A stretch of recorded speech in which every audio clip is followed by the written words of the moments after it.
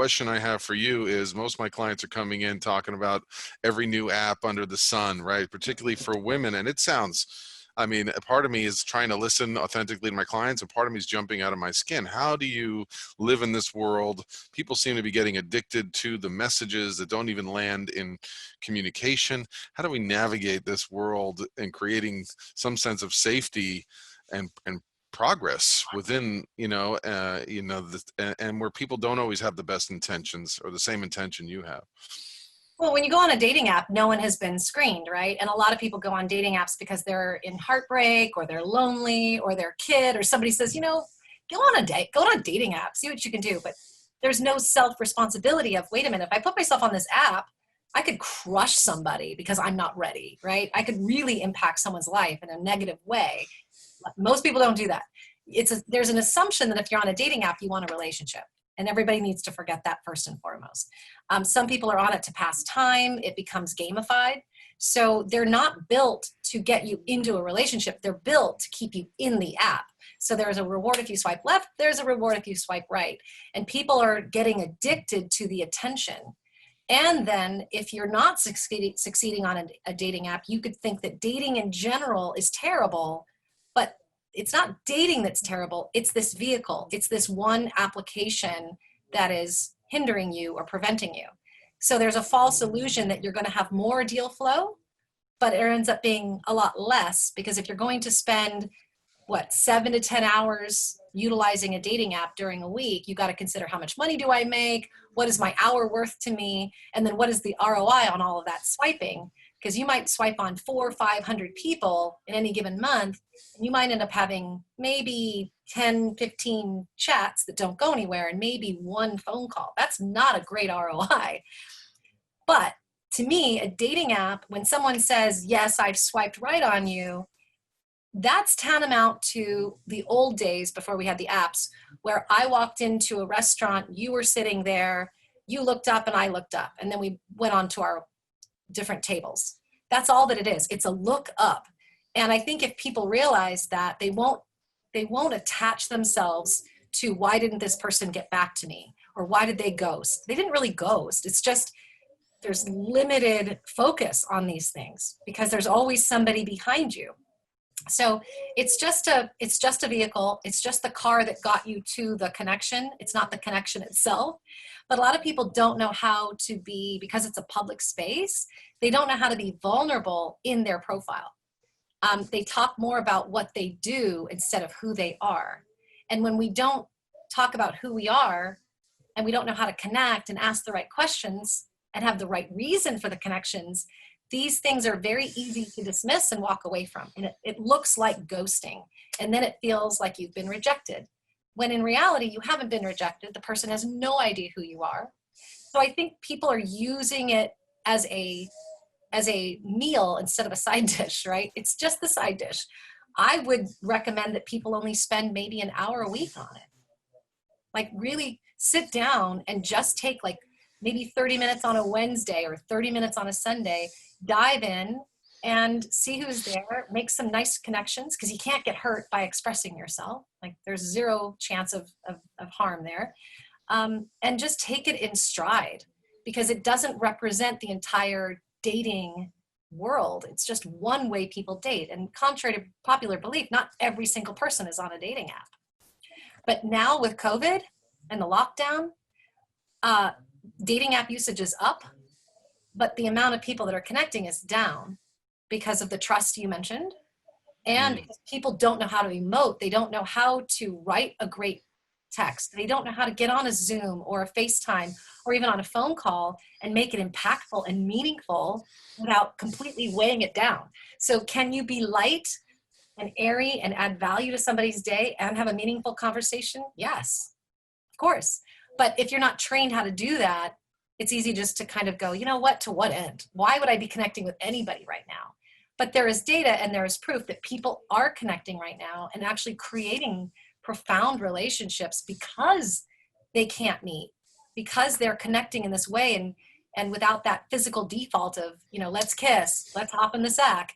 People are actually creating better bonding, like better relationships and friendships that I think are going to survive once we come out of this. And even if restaurants open and theaters open, it doesn't mean that the unease and the lack of trust is going to go away. That's going to stay with us for a long time. So if I were a man, I'd be trying to create trust.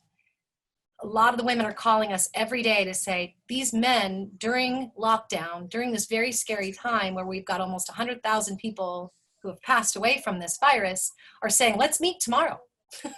They're throwing caution to the wind. So it got me thinking, are men more in love with adventure and women more in love with security? And how do we marry those, right? Because women right now are more fearful of getting together than men are. And I find that really interesting. So how are we going to build trust from a dating app or anybody else before we meet so that that person can feel comfortable? And that means sharing your logistics and who you've been in quarantine with and how careful you've been. And this is going to require patience. And a lot of very ambitious, driven people haven't practiced patience because they're so used to, if I add, X, Y, Z, and I motivate and I use my muscle and I use my strength and my intellect, I'm going to just get it done. And right now it's a time to go, okay, how can I use my intuition? How can I, level up my listening skills, not my speaking skills, but my listening skills so that I can make this person feel safe. This is a perfect example, actually, April, because, right, there's a level up in the challenge, right? We could say, when I'm hearing you say this, is it a Mars-Venus thing? Is it a male-female thing? Is this somehow a biological driven thing where men are like, well, we have to keep the species going, even if we're living in, a quarantine, and women are like, no, we got to make sure we're safe first. So it could be all those things. But the beauty of what you just said, I've had clients who are in relationships, and yet, if you were in the same relationship and you were not seeing your partner for a week or two because you were working all the time, well, that might be perceived a certain way. And if you were doing it because you were gambling or out with the guys, that might be perceived another way. And if it's a quarantine, still it can be perceived as, are you invested? Are you being vulnerable? Are you being close? So little things like, even if we cannot see each other, how do we respond to one another? Are we sensitive to things that are coming up because we cannot see each other and we cannot meet those needs? So how do we step into this space, which could be totally uncomfortable? It's not necessarily about like one side has to win, because we all know from anyone who's going to a beach or on a hike or just going around your neighborhood or to the grocery store, April got to witness, on camera, right? Somebody coming in your house or an old friend, you want to give them a hug, and you're like, oh, wait, I can't. So, I just read this morning, can't even give high fives maybe for sporting events for the future. So, how do we find this new way of creating chemistry and staying vulnerable, through all of this? Yeah, I've been calling it the 2-week cliff. So when people are meeting about 7 to 14 days in, even if there's an original excitement, there's a cliff. There's a point where everybody just says, you know what, we could otherwise be connecting in a normal environment, but since we're in the middle of this COVID experience, let's just stop talking. And that is something that's really upsetting me, because these are valuable. To me, every connection is valuable. The hard part is that if you're used to creating chemistry in person, right, that physical sexual chemistry, how do we translate that, right? If you can't hug and you can't kiss, like, what are you supposed to do, right? And so people who have been saying, like, let's just pause on this for now, I've said, no way. This is your best opportunity. You have more of an opportunity right now to create connection than ever before. But I think people don't want to make the investment unless they know there's going to be physical chemistry. And I think it's the wrong way to date. If I were single right now, I would be loving connections. I might be talking to somebody, and maybe I've seen them on Zoom or FaceTime, and there's no chance there could be physical chemistry, but there's an intellectual chemistry. So is that viable to me? Sure, I'll keep talking to that person. Then I'm talking to somebody who's hitting my funny bone, and he's just really funny.